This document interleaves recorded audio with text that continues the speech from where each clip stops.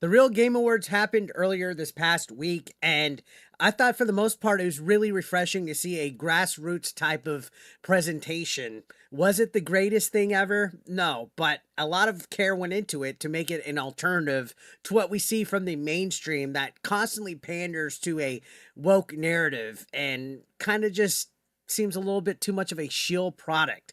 Stuttering Craig has been a staple in the video game industry for quite some time, and I know his Real Game Awards had a little bit of divisive opinion and backlash because he was charging people to have a voting, I guess.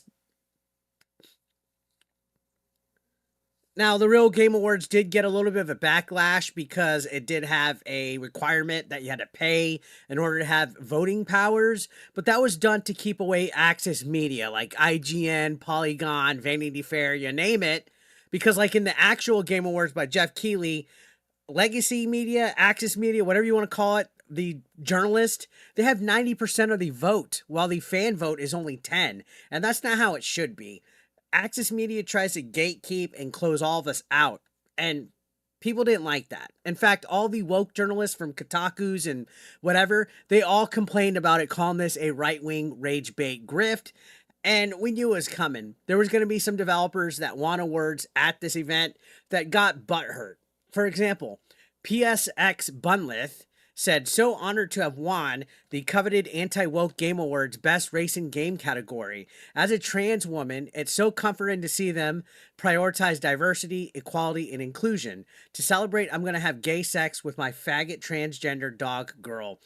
Pretty mature response, right? They wouldn't write that to any other kind of award show, but these people are lunatics. The lefties have no professionalism, and for whatever reason, they see this Real Game Awards as anti-woke when it was never advertised as such. It was advertised as non-access media for gamers by gamers. It was never called an anti-woke thing at all. But of course, if you go against the grain, if you don't kiss the boot of the liberal media, they automatically think that you're a rage bait grifter. So Craig responded saying, congrats. You notice that literally no one cared that you're trans. Literally no one. The audience cared that you made a good game. That's all people want. Our show is not anti-woke. It's simply meant to be an alternative to the access media industry show. Enjoy your gay sex. Pretty based, response. Craig always tells it like it is. He's always a straight shooter, in my opinion. Again, been around in the gaming industry for quite some time. And sure, Side Scrollers does have a little bit more of a right-leaning approach to a lot of its guest, co-host opinions that are shared on the show. But again, the Real Game Awards was never touted as a anti-woke product. But of course, the wokies will label it as such. Now, there was another incident where this individual just went nuts, right? And these developers that I guess lean on the woke side weren't brought aware of the Game Awards. A lot of them didn't even know. They're trying to throw fits that, oh, you didn't ask me permission for my game to be showcased, which guess what? They don't have to ask for permission to include your trailer or anything about your game or even give you an award. It's all fair use. I could create an award show and give out Concord an award if I want. You guys don't have to have permission for your game to be featured. You can see Craig posted another thing saying the post below was both a quote tweet in response to the trans developer who was trying to be snarky about winning an award at the Real Game Awards. My response was honest and good faith. This person's response, hide it from the post and block me as it doesn't fit their internalized victim narrative and public narrative they want to spin.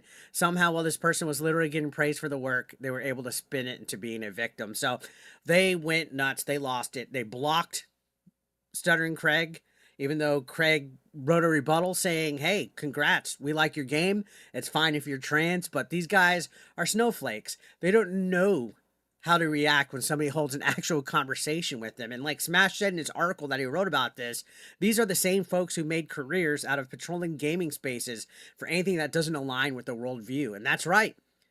If you do not bend the knee to their woke ideology, they will attack you. They will try to cancel you. They will call you hateful. They'll call you a bigot. Blah, blah, blah, blah, blah. It's tiring. It's never ending. And now other people, including Hard Drive Magazine, which is another woke parody Twitter account, put a tweet out saying, hey, Stuttering Craig, is it official at Real Game Awards policy to hire Holocaust-denying racists to do all your animations, or just the one you posted yesterday, right? And as a result of this, there were some wokey developers out there that, of course, they're afraid of being canceled. They jumped to deny and say, "Hey, we didn't agree to being featured by this and all this crap," even though they really didn't have anything to do with the event itself, other than being showcased for free. They weren't charged. They didn't have to pay anything. Literally free advertising, and a good way, because most of the games that were showcased, including the ones by developers that bitched, like Selaco, I never even heard of these games, and I was like, wow, that looks pretty cool. But as a result, the way that some of these developers are acting, they just guarantee that I will never play any of their games, and I bet a lot of other people won't play either. So here we go. There's a Selaco game, like I said. The lead developer, by Nexxtic on Blue Sky, seemed to take issue with the free promotion of their game. And funny enough, if you look at their Steam charts, their all-time peak 7 months ago didn't even reach 2,000 players. Don't you think they would want some game like promotion? They put a thing saying we had not paid for an advertisement from the Real Game Awards. Never even heard of it until an hour ago. The more I'm looking into this, the more I want to distance myself. Anyway, time to return to sleep. And yeah, I believe they got an individual by the name of Wash Your Crack, who's come after a few of us, making a big production out of this, saying, "Oh, at Selaco is involved with this anti." I don't even remember what the tweet was, but of course it was this cancel culture stuff. Grums wrote a response saying, "Indie game Selaco slammed Stuttering Craig and his Game Awards show for featuring them for free because they thought it was a cool game. They did this after Alyssa, Washer Crack, and Airbag all went after them for the crime of being on the wrong show. Selaco didn't just cave to the bullying cancel culture; they embraced it and picked a side, voting accordingly." So my recommendation is, don't purchase this game. Don't support the creators of Selaco. They freaking spit in the face of anybody that was interested in this game just because it's on an award show, because three of the most deranged people on Twitter and on social media tried to cancel them for being featured on it because they're all unhinged. Now, funny enough, on Smash's thing, on his article that he wrote about this, he says, Nexxtic seems to have a big issue with someone promoting the game for free, but doesn't seem to see the hypocrisy of them doing the same thing on their own Blue Sky account for a game they enjoy in Doom Eternal, right? And you can see some tweets saying, still the best Doom art we've gotten. All the other ones are just so familiar, blah, blah, blah, praising the game, right? So weird. And, you think that they would want a big spike in sales. Again, I'd never heard of Selaco. It was something that I was interested in taking a look at. And just because of the way they're acting, I'm like, nah, I'm not going to support this game at all. Now, funny enough, Angry Video Game Nerd was on there to not only present, but also show his new AVGN 8-bit game. And Justin Silverman was on there as well. Funny enough, I was watching Review Tech USA stream where he was reacting to this, and he was all like, "Oh, Cinema Massacre, what's Justin Silverman doing there? Oh my God, it's Unspoken Word. I can't believe they had him on there." And then James Ralph showed up, and RTU shut the fuck up. Nobody cares about your politics when it comes to an award show like this. It's a game award show. It's about the games. It was never presented as anti-woke, and even if it was, who gives a fuck if somebody's on there? They're a grown adult. AVGN's free to go wherever he wants.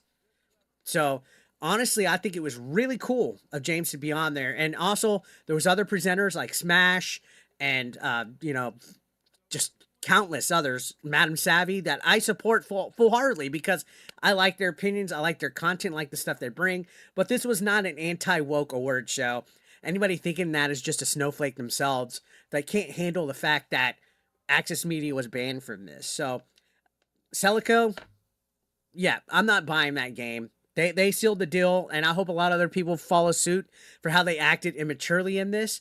And we'll see how next year's Real Game Awards show happens. Let's see if they get a bigger venue. I know they said the money that would be used, that was gained this year, goes towards next year's. A lot of people kind of got that wrong and said that he got $30,000 and pocketed it, when that's not the case. It's going towards next year's. But anyways, that's neither here nor there. Let me know your thoughts about this developer throwing a little hitchy fit about the Real Game Awards using their trailer. And I'll see you on the next one.